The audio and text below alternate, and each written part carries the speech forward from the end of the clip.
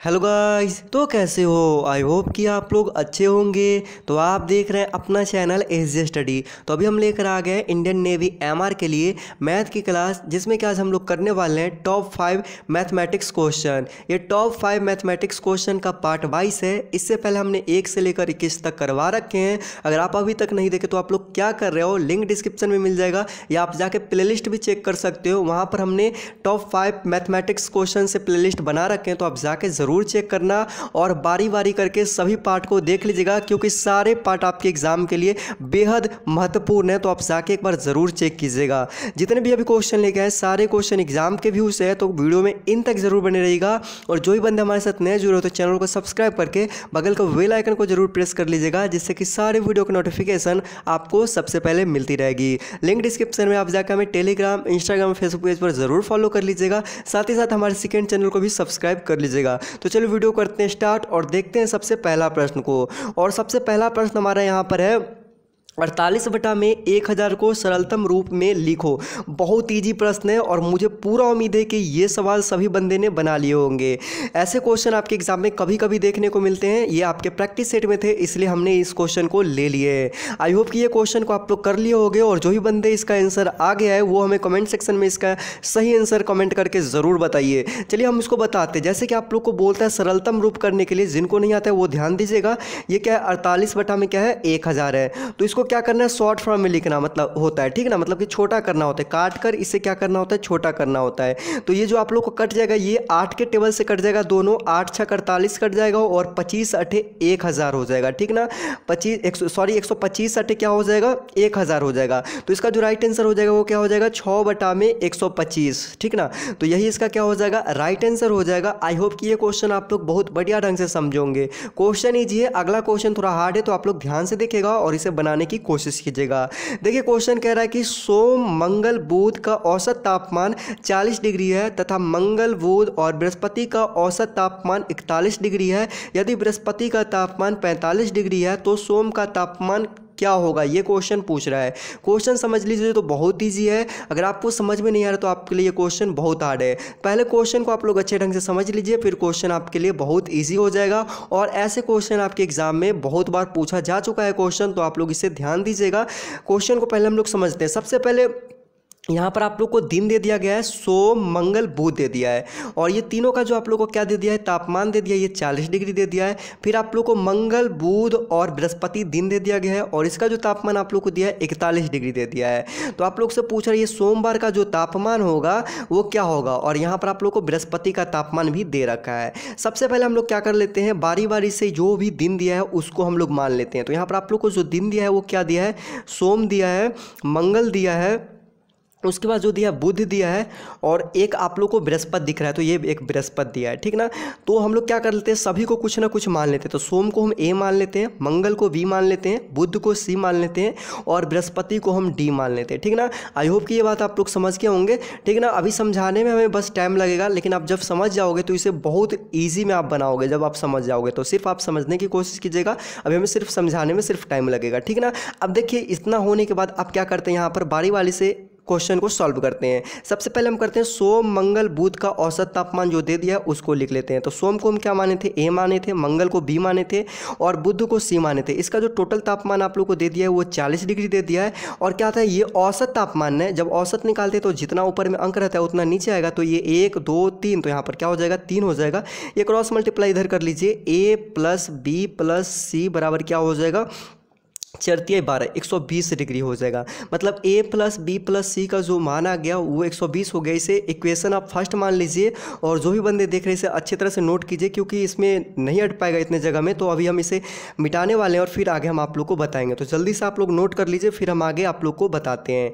इतना करने के बाद चलिए आगे हम आप लोग को बताते हैं। यहाँ पर ये इतना तक आप लोग का हो गया। अब बोलता है कि मंगल, बुध और बृहस्पति। मंगल को हम लोग क्या माने थे, बी माने थे ना, और बुध को क्या माने हैं, सी, और बृहस्पति डी, ठीक। यहाँ तक हो गया। और इसका जो औसत तापमान आप लोग को दिया है 41 डिग्री दे दिया, ठीक। और नीचे क्या हो जाएगा, 3 अंक है तो यहाँ पर नीचे 3 हो जाएगा, ठीक। इसको भी क्रॉस मल्टीप्लाई कीजिए, और B plus C plus D जो आप लोग का हो जाएगा वो क्या हो जाएगा, 123 डिग्री हो जाएगा। क्या हो जाएगा, 123 डिग्री। और ये हो गया समीकरण 2, मतलब इक्वेशन 2 हो गया ये आपका, ठीक ना। अब चलिए आप लोग को आगे हम सॉल्व करके बताते हैं।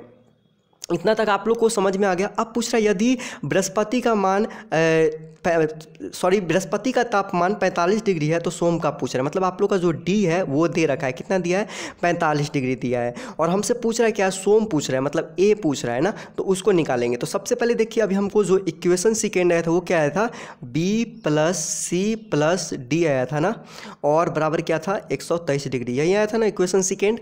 फर्स्ट में हमारे पास ए है तो ए वाले इसलिए नहीं लिए क्योंकि हमें ए का मान, ए वाले में डी नहीं है, इसमें ए बी सी है, डी है नहीं ना है, तो इसलिए इसमें हम डी नहीं लिए। और डी वाला हम इसलिए लिए क्योंकि डी का मान हमको मालूम है, तो यहाँ पर डी का मान रखेंगे और बी प्लस सी का मान हम लोग क्या कर लेंगे, निकाल लेंगे।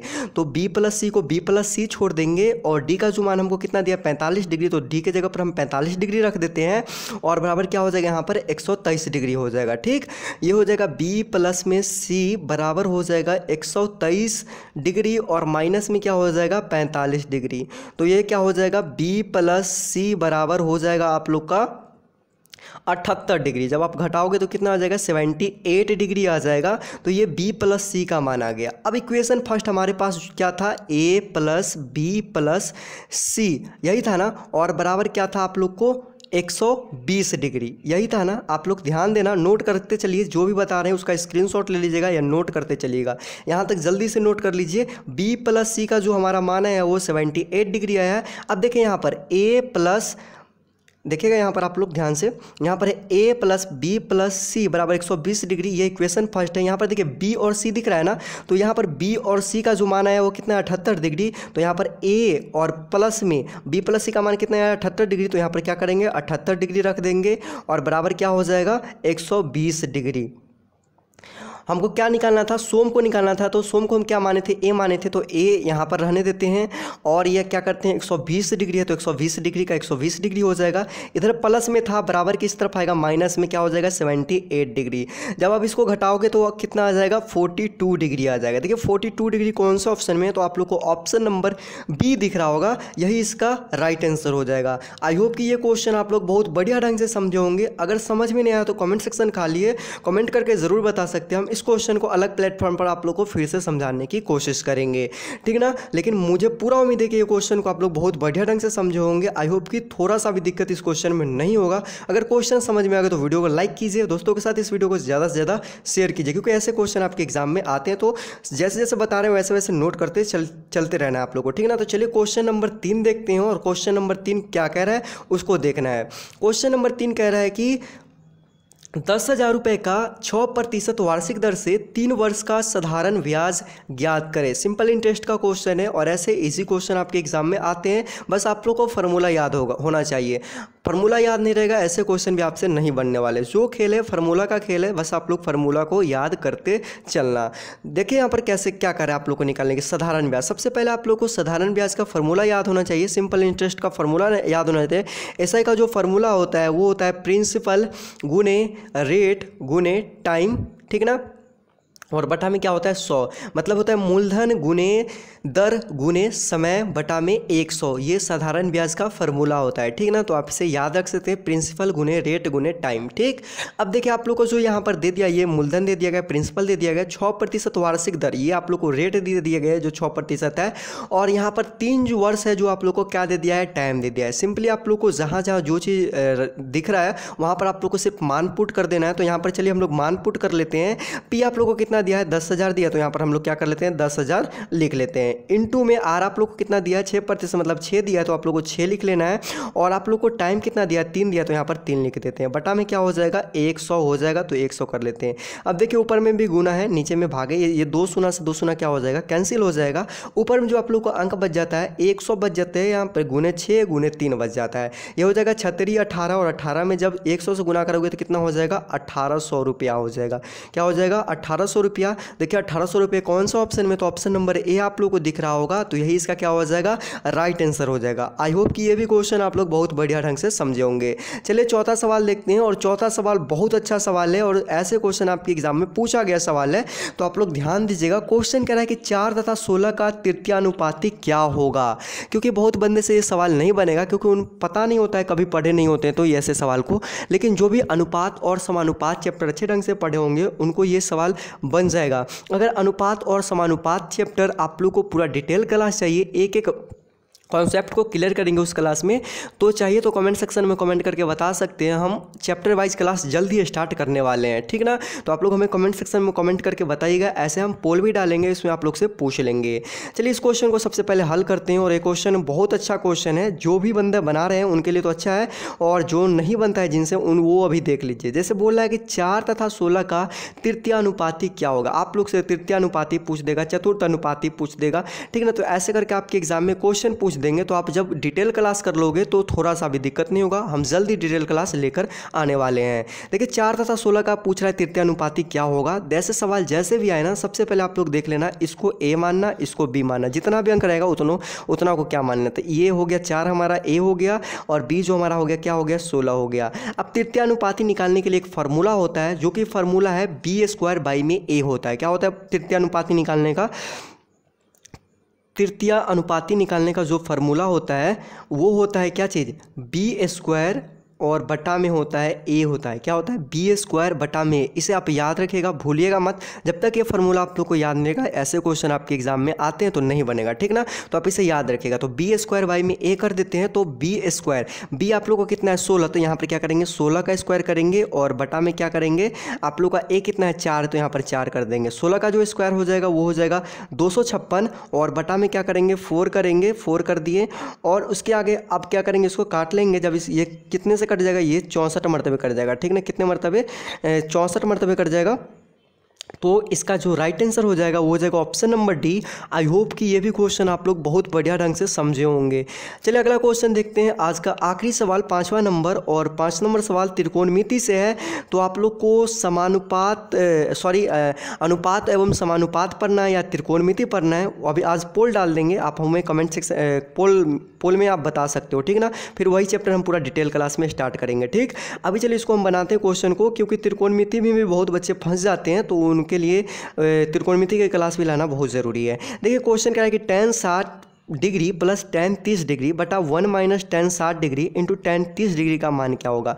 सबसे पहले त्रिकोणमिति पढ़ने से पहले आप लोग को मान सारणी याद होना चाहिए। जब तक आप लोग को मान सारणी याद नहीं रहेगा, एक भी क्वेश्चन आप लोग से नहीं बनने वाला है, मुझे पूरा विश्वास है। जहाँ तक आप लोग को मान सारणी याद नहीं रहेगा, बिन मान सारणी का आप लोग एक भी क्वेश्चन को टच नहीं कर पाओगे। हाँ, ज़्यादा से ज़्यादा आप लोग तुक्का खेल सकते हो, मतलब कि अंदाज क्या कर लगा से ये होगा ये कर सकते हो, लेकिन वो गलत है। आप लोग को परफेक्ट बनना है, सही हिसाब करना है, ठीक ना। तो वो करना है। तो चलिए सबसे पहले हम लोग इस सवाल को बनाते हैं। इस सवाल को बनाने के लिए सबसे पहले आप लोग को मान सारणी याद होगा। जिनको भी याद नहीं है वो याद कर लीजिएगा, ऐसे हम यहाँ पर बता दे रहे हैं। देखिए यहाँ पर tan 60 डिग्री आप लोग को दे दिया है, प्लस में फिर कितना दिया है tan 30 डिग्री दे दिया है।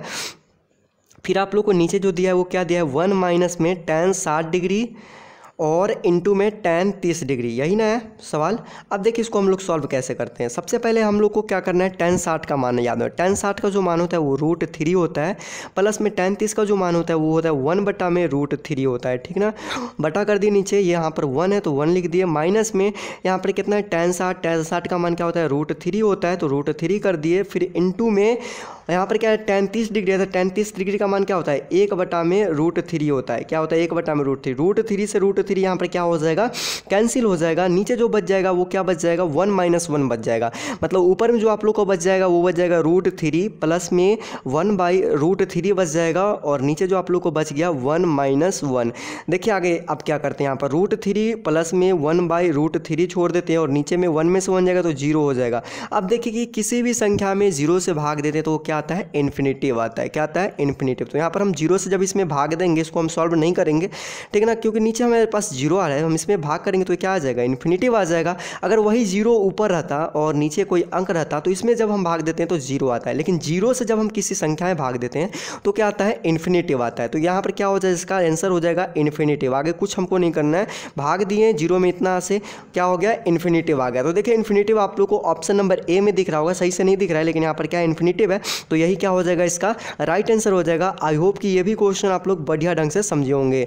आई होप कि 1 से लेकर 5 तक क्वेश्चन में कोई दिक्कत नहीं हुआ होगा, सारे क्वेश्चन को आप लोग बहुत बढ़िया ढंग से समझे होंगे। अगर कोई भी दिक्कत होता है इन क्वेश्चन में तो टेलीग्राम, इंस्टाग्राम, फेसबुक पेज पर हमें पूछ सकते हो। तो वहाँ पर जाकर नहीं फॉलो किया तो फटाफट से फॉलो कर लीजिए, साथ ही साथ हमारे सेकंड चैनल को सब्सक्राइब कर लीजिएगा। वीडियो बताइए कैसा लगा, अगर अच्छा लगा तो कमेंट सेक्शन में कमेंट करके जरूर बताइएगा। वीडियो को लाइक कीजिएगा, दोस्तों के साथ वीडियो को ज़्यादा से ज़्यादा शेयर कीजिएगा। चैनल पर पहली बार विजिट करें तो चैनल को सब्सक्राइब करके बेल आइकन को जरूर प्रेस कर लीजिएगा। तो मिलता है अगले वीडियो में, तब तक के लिए जय हिंद, वंदे मातरम।